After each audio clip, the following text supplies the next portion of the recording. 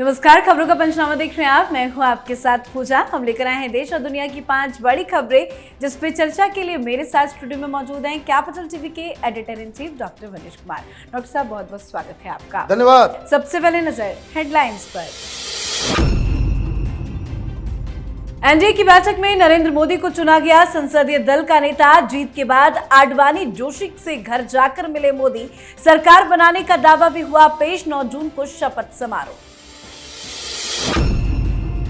NDA संसदीय दल की बैठक में पीएम मोदी ने विपक्ष पर चुन चुन कर बोला हमला। पूछा ईवीएम जिंदा है या मर गया। साथ ही भरी हुंकार, कहा ना हम हारे थे ना हम हार रहे हैं, ये एनडीए की महाविजय है। नीतीश कुमार और चंद्रबाबू नायडू का नरेंद्र मोदी को पूरा समर्थन। नीतीश ने मोदी के छुए पैर तो नायडू ने भर भर कर नरेंद्र मोदी की जमकर तारीफ। इंडिया गठबंधन टूट रहा खटाखट खटाखट। आम आदमी पार्टी और कांग्रेस के बीच गठबंधन खत्म। ममता बनर्जी, उद्धव ठाकरे ने भी किया किनारा। अरविंद केजरीवाल को दिल्ली की राउस एवेन्यू कोर्ट से बड़ा झटका। रेगुलर बेल के लिए करना होगा और इंतजार। 14 जून तक टली सुनवाई। साथ ही के कविता की न्यायिक हिरासत भी 21 जून तक बढ़ी। खबरों की शुरुआत में सबसे पहले बात नई सरकार के गठन से जुड़ी। देश में एक बार फिर से नरेंद्र मोदी के नेतृत्व में एनडीए सरकार बनाने के लिए संसदीय दल की आज बैठक हुई। इस बैठक में संविधान सदन के सेंट्रल हॉल में एनडीए के सभी सांसद, राज्यसभा सांसद और सभी राज्यों के मुख्यमंत्री और डिप्टी सीएम मौजूद रहे। इस बीच राजनाथ सिंह ने कहा कि एनडीए कोई मजबूरी नहीं है, बल्कि एक परिवार है। उन्होंने प्रधानमंत्री पद के लिए नरेंद्र मोदी के नाम का प्रस्ताव रखा, जिसके बाद नीतीश कुमार और चंद्रबाबू नायडू समेत सभी सहयोगी दलों ने नरेंद्र मोदी के नाम पर मुहर लगा दी। हॉल में मोदी मोदी के नारों के बीच में नरेंद्र मोदी को संसदीय दल का नेता चुना गया। उसके बाद सरकार बनाने का दावा भी पेश कर दिया गया है। 9 जून यानी कि रविवार को नरेंद्र मोदी के भव्य शपथ की तैयारी है। साथ ही आज नरेंद्र मोदी ने लालकृष्ण आडवाणी, मुरली मनोहर जोशी और पूर्व राष्ट्रपति रामनाथ कोविंद से उनके घर पर जाकर मुलाकात की है। अब तो नरेंद्र मोदी को एनडीए संसदीय दल का नेता भी चुन लिया गया है, दावा भी पेश कर दिया गया है। अब तो सारा कंफ्यूजन खत्म। सब कंफ्यूजन खत्म है, लेकिन ये कांग्रेस वाले मानने को तैयार नहीं है। वो कह रहे 1/3 पीएम है तो बीजेपी की संसदीय दल की बैठक नहीं हुई। अभी तक इन्होंने हार नहीं मानी है। ये अभी भी इतनी घृणा में सराबोर है प्रधानमंत्री को लेकर कि ये इस बात को मानने को तैयार ही नहीं है कि एनडीए की सरकार बन रही है, एनडीए ने चुनाव जीता है, बहुमत एनडीए के साथ है। अभी छत्तीसगढ़ के पूर्व मुख्यमंत्री जिसे जनता ने सत्ता से बाहर किया, बघेल साहब, वो कह रहे कि 1 साल में फिर से चुनाव होगा। What are you saying? आपको लग रहा है कि देश में हर साल चुनाव हो, देश जो है अनस्टेबल हो जाए? चुनाव हारे तो उसको एक्सेप्ट कर लेना चाहिए था। तो खैर, ये तो मानने वाले लोग हैं नहीं, कभी ये स्वीकार ही नहीं कर सकते कि प्रधानमंत्री मोदी के हाथों ये लोग हार गए। लेकिन जो बाकी प्रक्रिया है वो प्रक्रिया आज पूरी हो गई। राष्ट्रपति के पास जाकर दावा ठोक भी लिया गया और समर्थन पत्र भी दे दिया गया। अब बस इंतजार 9 तारीख के शाम 6 बजे की है, जब प्रधानमंत्री मोदी फिर से शपथ लेंगे। जी, तो ये एनडीए का महाविजय है। तीसरी बार देश का प्रधानमंत्री बनने का रिकॉर्ड बनाने जा रहे नरेंद्र मोदी का ये महाघोष है। एनडीए संसदीय दल का नेता चुने जाने के बाद मोदी ने समारोह को संबोधित भी किया। संबोधन में मोदी ने एनडीए के महाविजय की बात की तो विपक्षी गठबंधन का भविष्य भी बता दिया। मोदी ने कहा कि इंडी गठबंधन तेज गति से गर्त में जाने वाला है।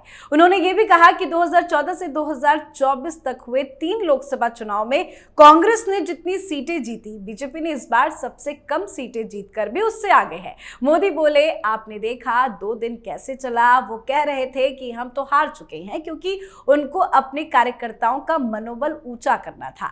गठबंधन के इतिहास में अगर आंकड़ों के हिसाब से देखें तो ये सबसे मजबूत गठबंधन की सरकार है। लेकिन कोशिश ये की गई कि इस विजय को स्वीकार नहीं करना है, उसको पराजय की छाया में डुबो कर रखना है। लेकिन ऐसी चीजों की बाल मृत्यु हो जाती है। देशवासी देशवासी जानते हैं कि ना हम हारे थे और ना हारे हैं और ना हारेंगे।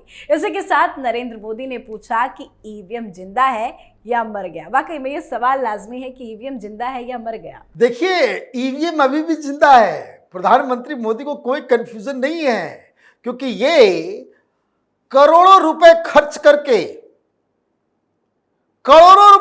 याद रखिए अभी आगे बहुत कुछ खुलासा होगा कि एक पूरी बॉगी, एक पूरा टूल किट तैयार किया गया, वकील को सामने रखा गया, पॉलिटिकल पार्टीज आ गए, सोशल एक्टिविस्ट आ गए और पेड ट्रोल सोशल मीडिया पे ये लगातार कैंपेन करते रहे कि ईवीएम में फॉल्ट है। सुप्रीम कोर्ट में 55 बार इनको मुंह की खानी पड़ी, लेकिन इनकी आदत नहीं गई। ये सुधरने वाले लोग नहीं है। ये वही कपिल सिब्बल हैं जो पहुंच गए थे लंदन। कोई एक वाहियात किस्म का व्यक्ति, उसने इंटरनेट पे क्लेम किया कि मैं लाइव दिखाऊंगा कि कैसे इंडियन ईवीएम को हैक किया जा सकता है। कहां प्रेस कॉन्फ्रेंस किया? लंदन में। 5 मिनट में कलई खुल गई। ये भाई साहब कपिल सिब्बल ये पहुंच गए थे वहां, और जब भांडा फूटने लगा तो चुपके से वहां बीच प्रेस कॉन्फ्रेंस से भाग के आए थे। लेकिन आदत जाती नहीं। प्रधानमंत्री मोदी ने इसलिए कहा कि ईवीएम जिंदा है कि हालांकि उन्होंने एक अपेक्षा की कि अगले 5 साल तक सुनाई नहीं देगा। नहीं, बिल्कुल नहीं। जब जब चुनाव आएंगे, जब जब इनको लगेगा कि हम हार रहे हैं, तो ये ईवीएम के ऊपर सवाल खड़े करेंगे। प्रधानमंत्री ने बिल्कुल सही बात कही। ये हार को स्वीकार ही नहीं करना चाहते। They are bad losers. Match हार गए, टूर्नामेंट हार गए, तो कोई सभ्य व्यक्ति जो है वो उसको स्वीकार करता है। यही राजनीति की परिपाटी है। दुनिया भर में जहां कहीं भी इलेक्शंस होते हैं, वहां जो हारा हुआ होता है वो बहुत ही ग्लैडली उसको एक्सेप्ट करता है। आप देखिए, कर्नाटक हारे, प्रधानमंत्री मोदी आगे आगे कहे कि हाँ, जनता का जो आदेश है वो हमें स्वीकार्य है। पश्चिम बंगाल हारे, फिर भी उन्होंने यही कहा। दिल्ली हारे, फिर भी भारतीय जनता पार्टी ने हार को स्वीकार किया। आप चुनाव जीते हो, सीट कम आई है, फिर भी आप देखिए बीजेपी के प्रवक्ता कह रहे कि हाँ, हमसे कुछ कमी रह गई इसलिए सीटें कम आई है। लेकिन एक जो 99 लेकर के आया है, पूरे गठबंधन में, पूरे इंडिया में जितना इन लोगों ने गठबंधन बनाया था, उसकी सीटें बीजेपी से कम है। और प्रधानमंत्री ने बहुत सटीक बात कही कि 3 बार पिछले चुनाव में 2014, 19 और इस बार उन सबको मिला दो तब भी 240 नहीं पहुंचता।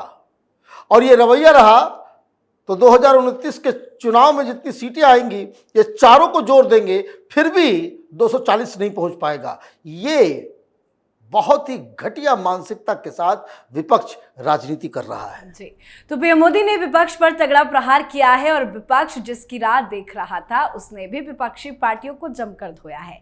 चंद्रबाबू नायडू और नीतीश कुमार ने आज खुलकर पीएम मोदी का समर्थन किया।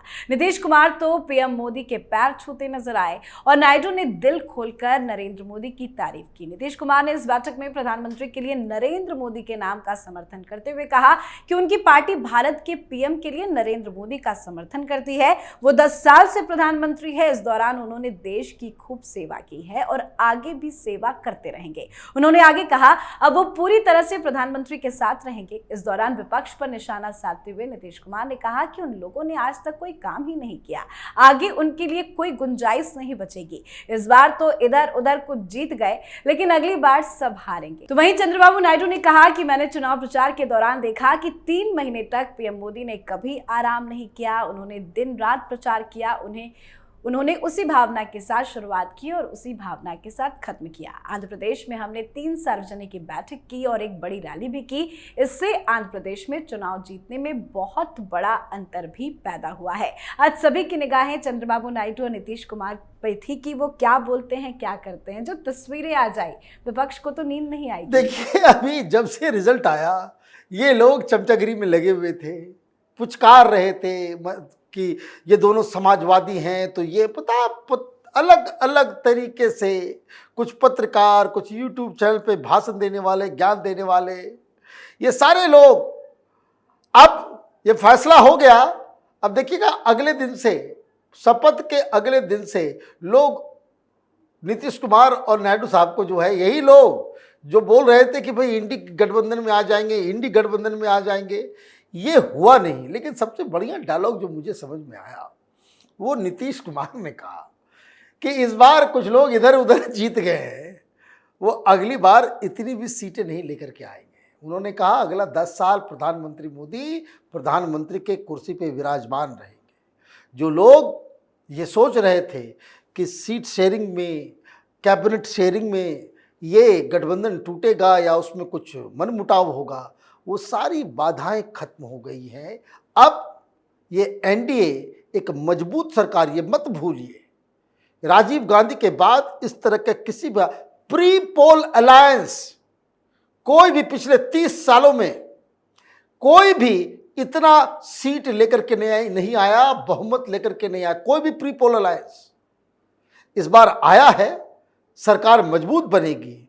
और जो लोग ये कह रहे हैं कि प्रधानमंत्री मोदी के हाथ पैर बंधे हुए होंगे, बड़े फैसले नहीं ले पाएंगे, वो बहुत जल्द ही गलत साबित होने वाले हैं। जी, तो विपक्ष की सारी रणनीति फेल हो चुकी है। चंद्रबाबू नायडू और नीतीश कुमार पीएम मोदी के साथ मजबूती से खड़े हैं। सरकार बनाने की तैयारी जोरों पर है, तो वहीं विपक्ष में हार के बाद मातम पसरा हुआ है। विपक्ष का सारा एजेंडा फ्लॉप हो चुका है और अब नतीजा ये है कि विपक्षी गठबंधन में टूट फूट की शुरुआत भी हो गई है। दिल्ली में आम आदमी पार्टी और कांग्रेस की राहें अब अलग अलग हो गई है। लोकसभा चुनाव में दोनों पार्टियों को मिली हार के बाद अब दोस्ती खत्म करने का ऐलान कर दिया गया। आम आदमी पार्टी ने विधानसभा चुनाव में अकेले उतरने की बात कही है, तो वहीं कांग्रेस की ओर से भी जवाब सेम आया। कांग्रेस पार्टी ने भी आपकी तरह कहा कि गठबंधन लोकसभा चुनाव के लिए ही था। साथ ही ममता बनर्जी, उद्धव ठाकरे के भी नाराज होने की खबर सामने आ रही है। क्या कुछ चल रहा है विपक्ष में? देखिए, ममता बनर्जी इसलिए नाराज है कि उन्होंने बधाई संदेश दिया राहुल गांधी को, राहुल गांधी ने रिस्पॉन्ड नहीं किया, तो राहुल गांधी से नाराज हो गई। उद्धव ठाकरे नाराज इसलिए है क्योंकि उनको लगता है कि अभी सरकार बन लेनी चाहिए थी, लेकिन कांग्रेस पार्टी पीछे हट गई। आम आदमी पार्टी ने तो सीधे ऐलान कर दिया कि भाई अब हमारा गठबंधन खत्म हुआ, ये लोकसभा चुनाव तक के लिए था, अब नहीं होगा, ये सिर्फ दिल्ली में था, अब आगे नहीं होगा। मतलब इंडी गठबंधन रहा नहीं। एक तो दिल्ली में सारे लोगों को बुलाया गया था, यहां मीटिंग हो रही थी, लेकिन आज एक अनोखी मीटिंग हुई मुंबई में, उद्धव ठाकरे के घर में। वहां ममता बनर्जी के भतीजे अभिषेक बनर्जी और डेरेक ओब्रायन पहुंचे, अखिलेश यादव पहुंचे। खबर आ रही कि और भी 1-2 पार्टी, आम आदमी पार्टी के लोग वहां मौजूद थे और वो लोग एक गठबंधन के अंदर गठबंधन बनाने की प्रक्रिया, मतलब पार्टी, इस इंडी गठबंधन का कन्वीनर कौन होगा, अगर leader of opposition Rahul Gandhi होंगे तो फिर ये कौन होगा। हालांकि जो खबर आ रही है कि Rahul Gandhi leader of opposition का जो जिम्मेदारी है वो अपने पास नहीं रखना चाहते। तो ये आप देखिए कि सारे लोग थक गए। जितना प्रोपेगेंडा प्रपंच करना था वो 4 तारीख के रिजल्ट आने के बाद 24 घंटे तक चला और अब ये आपस में ही लड़ना शुरू कर चुके हैं। जी, आज की आखिरी खबर में बात तिहाड़ जेल में बंद अरविंद केजरीवाल को लगे बड़े झटके की। दिल्ली की राउज एवेन्यू कोर्ट से अरविंद केजरीवाल को आज कोई राहत नहीं मिली है। अरविंद केजरीवाल की नियमित जमानत याचिका पर राउज एवेन्यू कोर्ट में आज सुनवाई हुई। केजरीवाल के वकील हरिहरन ने अनुरोध किया कि जमानत याचिका को अवकाश न्यायाधीश के समक्ष सूचीबद्ध किया जाए, पर अफसोस केजरीवाल को राहत नहीं मिली। केस की सुनवाई करते हुए केजरीवाल की नियमित जमानत को 14 जून तक के लिए टाल दिया गया है। तो वहीं के कविता को भी झटका लगा है। शराब घोटाले से जुड़े सीबीआई के मामले में राउज एवेन्यू कोर्ट ने के कविता की न्यायिक हिरासत को 21 जून तक के लिए बढ़ा दिया है। क्यों जमानत याचिका को टाल दिया गया? जमानत याचिका तो टलना ही है, सबूत इतना है, जमानत मिलना नहीं है। 2-3 साल के लिए ये लोग लंबे जाएंगे। केजरीवाल तो स्वयं कह रहे थे कि उनको अगर सरकार नहीं बनी तो मैं जेल में ही रहूंगा, पता नहीं कब तक रहूंगा, मेरे साथ क्या होगा, और सरकार अगर बन गई तो मैं 5 तारीख को बाहर आ जाऊंगा। तो सरकार बनी नहीं। तो केजरीवाल के साथ दिक्कत ये है कि इनके खिलाफ जो चार्जशीट दायर की गई है उसमें इस घोटाले का इन्हें मास्टर माइंड बताया गया है। के कविता के साथ दिक्कत ये है कि के कविता ने किस तरीके से 100 करोड़ रुपए जमा करवाए, उसका पूरा ट्रेल और जो फोन्स डिस्ट्रॉय किए। दिक्कत क्या है कि बेल मिलने के 2-3 कारण होते हैं। एक, जब ये जज साहब कन्विंस हो जाए कि ये सबूतों को मिटाने का काम नहीं करता, लेकिन अगर पीछे इस तरह का एविडेंस आ जाता है कि जिसमें ये मालूम चलता है कि ये फ़ोन ख़त्म कर रहे थे, तो ये कागज़ छिपा रहे थे, तो सबूतों को नष्ट कर रहे थे, तब बेल मिलना बड़ा मुश्किल हो जाता है। मुझे लग रहा है कि ये केस अभी खत्म नहीं होने वाला है। शराब घोटाले में ये तमाम लोग, चाहे वो मनीष सिसोदिया हो, केजरीवाल हो, के कविता हो, ये लंबे समय तक जेल में रहने वाले हैं। जी, बहुत बहुत धन्यवाद सर। धन्यवाद। खबरों का पंचनामा में आज के लिए फिलहाल इतना ही। देश विदेश की बाकी खबरों और उनके सटीक एनालिसिस के लिए देखते रहिए कैपिटल टीवी। हमें लाइक कीजिए, शेयर कीजिए और कैपिटल टीवी को सब्सक्राइब कीजिए। नमस्कार।